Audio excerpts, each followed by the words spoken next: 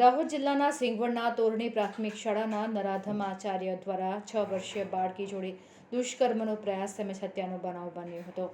સિંગવડ તાલુકાના પીપળિયા ખાતે મૃતક બાળકીના નિવાસસ્થાને નેતાઓનો જમાવડો જોવા મળી રહ્યો છે. આ ઘટના બાદ ભાજપના પહેલા ધારાસભ્ય ઝાલોદ 130 બેઠકના ભાજપના ધારાસભ્ય મહેશભાઈ ભુરિયા આ ભોગ બનનાર દીકરીના ઘરે પહોંચ્યા હતા.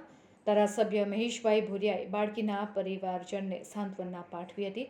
સાથે હર હંમેશ મદદ કરવા માટે દિલાસો પણ આપ્યો હતો. રિપોર્ટર મનીષ શાહ, દાહોદ.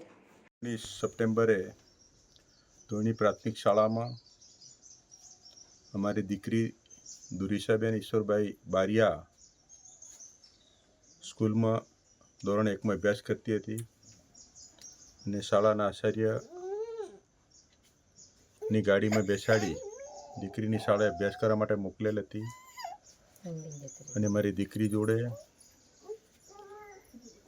શાળાના આચાર્યશ્રીએ એના જોડે એનું ગળો દબાવી હત્યા કરવામાં આવેલ છે. એ બાબતે રાજ્યના માનનીય મુખ્યમંત્રી શ્રી, ગુજરાત સરકારના ગૃહ વિભાગ અને રેન્જ આઈજી, જિલ્લા પોલીસ વડા અને અમારી સરકારે સઘન તપાસ કરાવી 48 કલાકની અંદર અમારી દીકરી ધ્રુવિશાને ન્યાય મળે એના માટે રાજ્ય સરકાર, રાજ્યનો ગૃહ વિભાગ, રેન્જના આઈજી શ્રી, જિલ્લા પોલીસ વડાશ્રી અને અમે ચૂંટાયેલા 15મી વિધાનસભાના ધારાસભ્ય તરીકે અમારી ફરજ બને છે.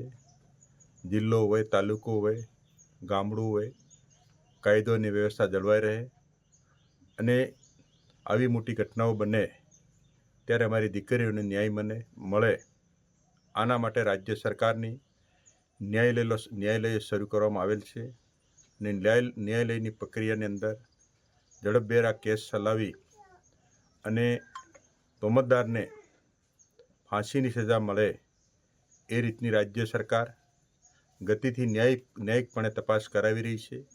દેશના અમારા યશસ્વી પ્રધાનમંત્રી, વૈશ્વિક નેતા માન્ય નરેન્દ્રભાઈ મોદી સાહેબ, દેશના ગૃહમંત્રી માન્ય અમિતભાઈ શાહ સાહેબના વડપણ હેઠળની આ ગુજરાત સરકાર ગતિથી સમય મર્યાદાની અંદર સમયબંધ તપાસ કરાવી અને અમારી દીકરીને દુર્વિશાબેન ઈશ્વરભાઈ પટેલને બારિયાને જે હત્યા કરવામાં આવેલ છે એને હત્યારાઓને સખતમાં સખત સજા થાય એવું આ વિસ્તારના, આ જિલ્લાના ધારાસભ્ય તરીકે હું મારા દીકરીને ન્યાય અપાવવા માટે કટિબદ્ધ છું. મારી સરકાર પણ કટિબદ્ધ છે અને પરિવાર ઉપર આવેલી એ દુઃખદ ઘટના છે.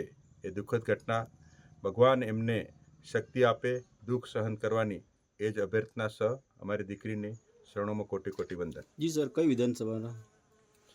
130 ઝાલોદ વિધાનસભા. જી. ધારાસભ્ય મહેશભાઈ ભુરિયા. Thank you.